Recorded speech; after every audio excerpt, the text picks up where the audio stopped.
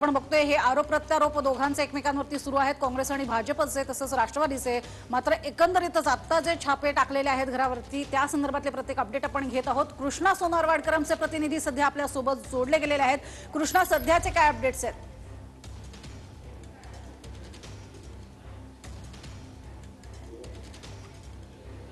आपण पाहतो की 15 दिवस सीबीआयने या सगळ्या प्रकारामध्ये प्राथमिक चौकशी केलेली होती। हायकोर्टाने जे आदेश दिलेले होते त्यानुसार सगळ्या जणांचे पहिल्यांदा जबाब नोंदवण्यात आले आणि त्यानंतर या सगळ्या परमवीर यांनी त्यांच्या लेटर बॉम्बमध्ये जे काही आरोप केलेले होते त्यामध्ये किती तथ्य आहे हे सुद्धा तपासण्यात आलं। मात्र 15 दिवस सीबीआय कडून फक्त चौकशी केली जात होती। मात्र आता सीबीआय कुठेतरी ऍक्शन मोडमध्ये येताना दिसते। सीबीआयनं या सगळ्या प्रकरणामध्ये माजी गृहमंत्री अनिल देशमुख आणि इतर काही लोकांवरती गुन्हे दाखल केलेले आहेत। फक्त अनिल देशमुख यांचंच नाव एफआयआर मध्ये असल्याची माहिती सध्या तरी मिळते आहे। मात्र देशमुखांच्या चौकशीमध्ये किंवा यापुढच्या तपासामध्ये जर देशमुखांच्या संबंधित आणखी काही लोक या सगळ्या प्रकारामध्ये इन्व्हॉल्व असतील तर त्यांच्यावरती सुद्धा सीबीआय कडून कारवाई केली जाऊ शकते। मात्र मुख्य तपासाला आता कुठेतरी सीबीआय कडून सुरुवात झाली असं म्हणायला हरकत नाही।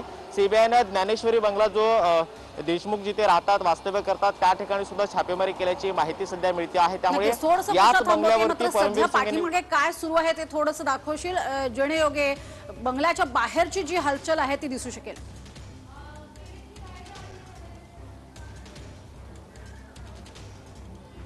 ऋषीला आपण पाहतोय की हा ज्ञानेश्वरी बंगला आहे। मी माझ्या कॅमेरामॅनला विनंती करेल की त्यांनी या बंगल्याची सगळी दृश्य सध्याची दाखवावी। सीबीआयची एक टीम इथे रात्री उशिरा पोहोचलेली होती आणि त्यानंतर सकाळी पहाटे लवकर ती टीम इथून निघालेली आहे। मात्र ज्ञानेश्वरी बंगल्यावरती छापेमारी करून सीबीआयच्या पथकानं काय नक्की जप्त केले हे सुद्धा पाहणं महत्त्वाचं असणार आहे। कारण ज्ञानेश्वरी बंगल्यावरती परमवीर सिंग यांनी उल्लेख केल्याप्रमाणे एसीपी संजय पाटील आणि डीसीपी राजू भुजबळ यांच्याशी अनिल देशमुख भेटलेले होते असा उल्लेख त्या पत्रामध्ये होता। त्यामुळे कदाचित इथलं सीसीटीव्ही फुटेज सुद्धा सीबीआय कडून ताब्यात घेतलं जाऊ शकतं। मात्र या सगळ्या प्रकरणामध्ये या छापेमारी दरम्यान ज्ञानेश्वरी बंगल्यावरती सीबीआयची टीमला काय मिळालंय हे सुद्धा पाहणं महत्त्वाचं असणार आहे किंवा इथल्या काही लोकांची सीबीआयच्या पथकाकडून चौकशी करण्यात आली का हे सुद्धा पाहणं महत्त्वाचं असणार आहे। सीबीआय कडून आता जी अधिकृत माहिती मिळते आहे त्यानुसार तरी फक्त अनिल देशमुख आणि इतर काही लोकांवरती या सगळ्या प्रकरणामध्ये गुन्हा दाखल करण्यात आलेला आहे। मात्र परमवीर यांनी उल्लेख केल्याप्रमाणे अनिल देशमुख यांनी सचिन वाजेंना 100 कोटी वसुलीचं टार्गेट दिलेलं होतं। मुंबईतील बार पब आणि जे काही आस्थापना आहेत त्यांच्याकडून ह्या वसुलीचा जो काही प्रकार आहे तो करण्याचा टार्गेट सचिन वाजेंना दिलेलं होतं। त्यामुळे सचिन वाजेचं सुद्धा स्टेटमेंट जे आहे ते सीबीआयने यापूर्वी रेकॉर्ड केलेलं आहे। एसीपी संजय पाटील, डीसीपी राजू भुजबळ आणि या सगळ्या प्रकरणामध्ये परमवीर यांनी ज्या ज्या लोकांचा उल्लेख त्यांच्या पत्रामध्ये केलेला होता त्या सगळ्या जणांचं स्टेटमेंट सुद्धा सीबीआयने जबाब जो आहे तो नोंदवलेला आहे। शिवाय ज्या याचिकेवरून हायकोर्टाने सीबीआयला चौकशीचे आदेश दिले त्या जयश्री पाटील ज्या याचिकाकर्त्या होत्या त्यांचा सुद्धा जबाब नोंदवण्यात आलेला होता। त्यामुळे सीबीआयच्या सगळ्या आतापर्यंतच्या प्राथमिक चौकशीमध्ये कोणते पुरावे जे आहेत किंवा या सगळ्या लोकांच्या जबाबामधून काय नक्की ठोस माहिती सीबीआयला मिळाली होती त्या आधारे तपासाला सुरुवात झाली आणि आता सीबीआयनं गुन्हा दाखल केलेला आहे हे सुद्धा पाहणं महत्त्वाचं असणार आहे। खरं तर पुढच्या हिअरिंगला कदाचित सीबीआय कडून जो अहवाल 15 दिवसांच्या चौकशीमधून बनवण्यात आलेला होता तो कोर्टासमोर ठेवला जाऊ शकतो तशा पद्धतीची शक्यता आहे। कारण कोर्ट जर सीबीआयला विचारू शकतं की या सगळ्या प्रकरणामध्ये गुन्हा दाखल करण्याची काय कोणते पुरावे तुमच्या हाती आहेत हे सुद्धा पाहणं महत्त्वाचं आहे। मात्र सगळ्यात महत्त्वाचं सीबीआयच्या डायरेक्टरला हे अधिकार देण्यात आलेले होते। 15 दिवसांच्या चौकशीनंतर जर सीबीआयला वाटलं तर या सगळ्या प्रकरणामध्ये त्यांनी गुन्हा दाखल करावा आणि या सगळ्या प्रकरणाचा तपास करावा असं हायकोर्ट म्हणालेलं होतं आणि त्यामुळे त्या अधिकाऱ्यांचा वापर करून 15 दिवसांच्या प्राथमिक चौकशीनंतर सीबीआयच्या वरिष्ठ अधिकाऱ्यांनी जो अहवाल बनवलेला होता तो अहवाल पडताळला आणि त्यानंतर आता या सगळ्या प्रकरणामध्ये माजी गृहमंत्री अनिल देशमुख यांच्यावरती गुन्हा दाखल करण्यात आला। त्यामुळे पुढचा तपास पुन्हा एकदा ज्ञानेश्वरी बंगल्याकडे जाऊया। ही सगळी ज्ञानेश्वरी बंगल्याची दृश्य आहेत जिथे अनिल देशमुख वास्तव्य करतात। त्यामुळे सीबीआयची टीम इथे आलेली होती। मात्र या बंगल्यामधून या सगळ्या छापेमारी दरम्यान सीबीआयच्या अधिकाऱ्यांना काय मिळालं हे सुद्धा पाहणं महत्त्वाचं असणार आहे। सीबीआयचं पथक इथे आलेलं होतं आणि त्यांनी काही महत्त्वाचे कागदपत्र सुद्धा ताब्यात घेतलेले असू शकतात किंवा ज्ञानेश्वरी बंगल्यावरती जे कर्मचारी काम करतात किंवा इथे जे लोक राहतात त्यांच्याशी सीबीआयचं पथक सुद्धा चर्चा करू शकतं। मात्र सीबीआय कडून अजून तरी अशी कोणतीही ठोस माहिती जी आहे त्या सगळ्या संदर्भात देण्यात आलेली नाहीये। मात्र सीबीआयचं एक पथक इथे उशिरा आलेलं होतं आणि त्यांनी या ठिकाणी छापेमारी केली आहे अशी सध्या तरी माहिती मिळते आहे। खरं तर 15 दिवस म्हणजे 5 तारखेला या सगळ्या प्रकरणामध्ये आदेश हायकोर्टानं जारी केलेले होते आणि त्यानंतर 20 तारखेपर्यंतच्या या 15 दिवसांच्या काळामध्ये सीबीआयनं अनेकांची चौकशी केलेली होती ज्यामध्ये माजी गृहमंत्री अनिल देशमुख यांना सुद्धा विलेपार्ले परिसरातलं जे काही DRDOचं कार्यालय आहे जिथे सीबीआयची टीम थांबलेली होती तिथे त्यांना जवळपास 11 तास चौकशीसाठी बोलावण्यात आलेलं होतं। त्यांचा जबाब सुद्धा नोंदवण्यात आलेला होता। मात्र त्याआधी सचिन वाजे असतील, DCP राजू भुजबळ असतील, ACP संजय पाटील असतील या लोकांचं सुद्धा स्टेटमेंट रेकॉर्ड करण्यात आलेलं होतं। मात्र या सगळ्या प्रकरणामध्ये महत्त्वाचं एक बार मालक आहे ज्याचं स्टेटमेंट सुद्धा सीबीआयने रेकॉर्ड केलेलं होतं।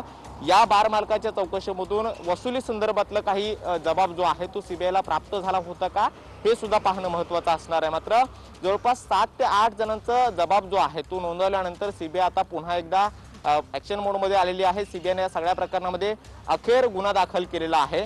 अनिल देशमुख आणि इतर काही लोक असा हा एक गुन्ह्याचा स्वरूप आहे FIR मध्ये तशा पद्धतीने मेन्शन करण्यात आलेलं आहे। त्यामुळे पुन्हा एकदा देशमुखांची चौकशी जी आहे ती केली जाण्याची शक्यता आहे। मात्र यानंतर देशमुखांच्या व्यतिरिक्त या सगळ्या अधिकाऱ्यांची पुन्हा एकदा चौकशी होते का हे सुद्धा पाहणं महत्त्वाचं असणार आहे। मात्र या सगळ्या प्रकरणामध्ये जर या लोकांच्या जबाबाच्या व्यतिरिक्त काही नव्या लिंक समोर आल्या, काही नवीन लोकांची नावं समोर आली तर त्यांची सुद्धा चौकशी केली जाईल।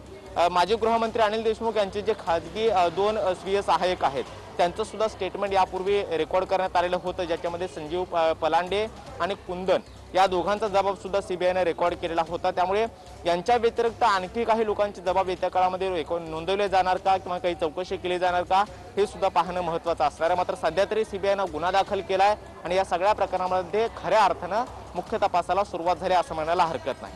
कुशल नक्कीच कृष्णा, तुम्ही आमच्यासोबत असे जोडलेले राहा। परंतु भाजपचे नेते किरीट सोमय्या यांनी या सगळ्या प्रकरणावर प्रतिक्रिया दिली आहे। काय म्हणाले ते पाहूया।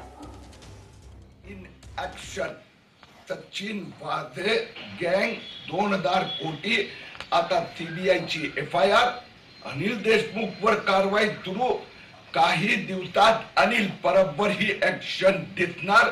2 आणखीन मोठे नेते हे 2000 कोटीचा वाटपात हिशोबात इन्व्हॉल्व आहे। मला विश्वास आहे की NIA झालं, ED झालं, CBI आणि पुढे income tax serious fraud office Thackeray सरकारचा घोटाळ्याचा हिशोब जनतेसमोर येणार। आपण ऐकलेलं आहे किरीट सोमय्या यांनी काय म्हटलेलं आहे। अनिल परब हे सुद्धा या सगळ्यामध्ये अडकतील असं भाकीत व्यक्त केलेलं आहे किरीट सोमय्या यांनी। अधिक माहिती घेतोय आमचे प्रतिनिधी कृष्णा सोनारवाडकर यांच्याकडनं। कृष्णा, अतिशय मोठमोठी नावं घेऊन आणि मोठमोठ्या रकमा जे आहेत ते दरवेळेला आपल्याला किरीट सोमय्या सांगताना पाहायला मिळतात। आता सुद्धा त्यांनी अनिल परब हे सुद्धा यात अडकतील आणि 2000 कोटी रुपयांचं वाटप केलेलं आहे असा थेट आरोप केलाय।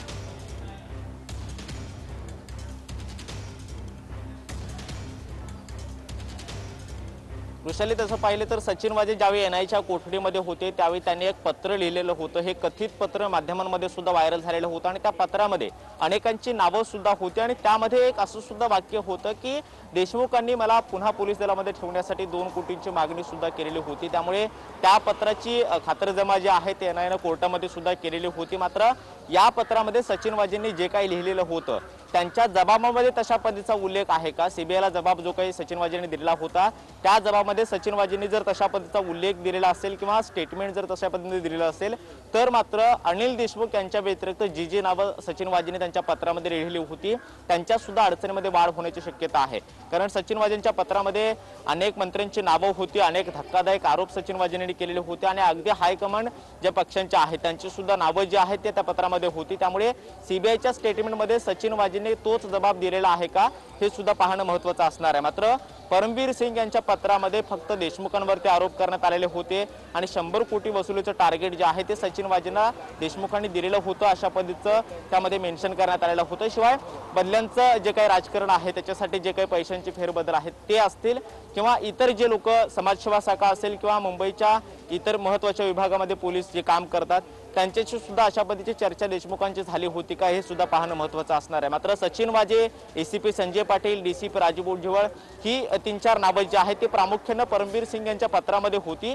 शिवाय संजय पाटील यांच्याशी परमबीर सिंग यांचं जे काही चॅटिंग झालेलं होतं त्या चॅटिंगमध्ये सुद्धा परमबीर यांनी ACP संजय पाटलांना तोच प्रश्न विचारलेला होता आणि त्यावरून ते चॅटिंग ते आहे त्या पत्रामध्ये जोडलेलं होतं। त्यामुळे प्रामुख्याने ही 4 लोक या सगळ्या प्रकारामध्ये अतिशय महत्त्वाचे असणार आहेत। परमवीर सिंग, सचिन वाजे, एसीपी संजय पाटील आणि डीसीपी राजीव भुजबळ यांच्या जबाबामध्ये जर अशा प्रकारची माहिती सीबीआयला मिळालेली असेल तर त्या पद्धतीने ते पुढचा तपास सुद्धा करू शकतात।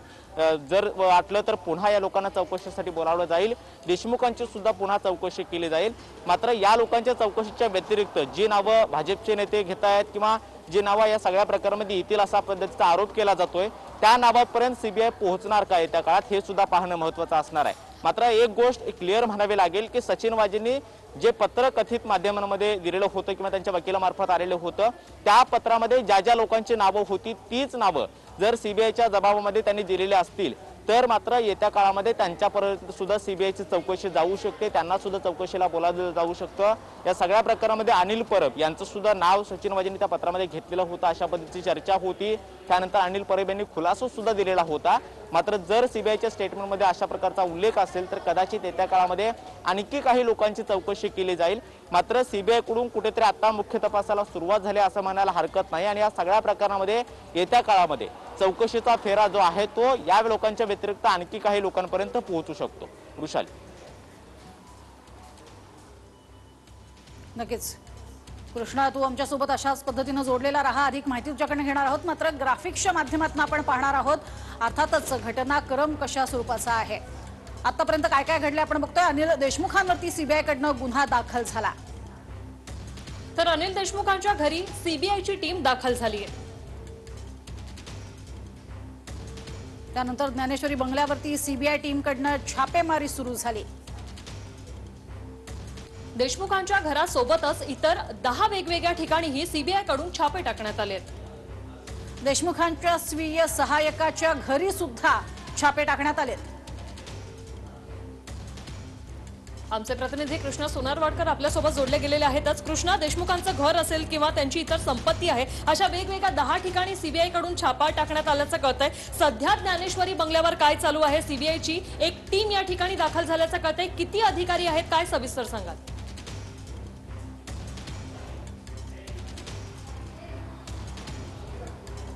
पण पुन्हा एकदा ज्ञानेश्वरी बंगल्याकडे जाणार आहोत आणि ही सगळी दृश्य जर पाहिली तर ज्ञानेश्वरी बंगल्याजवळ एक सीबीआयचं पथक जे आहे ते थोड्या वेळापूर्वी दाखल झाल्याची माहिती सध्या मिळते आहे। खरं तर दिल्लीवरून अनेक बड्या अधिकाऱ्यांची टीम सीबीआयची मुंबईमध्ये आलेली होती या सगळ्या प्रकरणाच्या तपासासाठी, ज्यामध्ये IPS अभिषेक दुलार आणि किरण एस हे 2 SP दर्जाचे सीबीआयचे अधिकारी आहेत। ते या सगळ्या प्रकरणाला लीड करत होते, चौकशी करत होते। मात्र आणखी सुद्धा जवळपास 1 डझनभर अधिकारी जे आहेत ते दिल्लीवरून आलेले होते, ज्या सगळ्या प्रकारचा तपास करत होते आणि याच पथकाकडून आतापर्यंत ज्या जबाबदारांचे जबाब नोंदवण्यात आले किंवा चौकशी करण्यात आली त्या लोकांचं स्टेटमेंट जे आहे ते आतापर्यंत रेकॉर्ड करण्यात आल्याचं सध्या तरी कळतं आहे। मात्र सीबीआयनं या विविध पथकांच्या माध्यमातून मुंबईमध्ये अनेक ठिकाणी छापेमारी केलेली आहे, ज्यामध्ये देशमुख जे राहतात तो ज्ञानेश्वर बंगला असेल किंवा देशमुखांचे जे स्वीय सहाय्यक आहेत एसीपी त्याच्यामध्ये संजीव पलांडे त्याचबरोबर एस कुंदन हे जे 2 त्यांचे स्वीय सहाय्यक आहेत त्यांचं सुद्धा स्टेटमेंट यापूर्वी सीबीआयनं नोंदवलेलं होतं।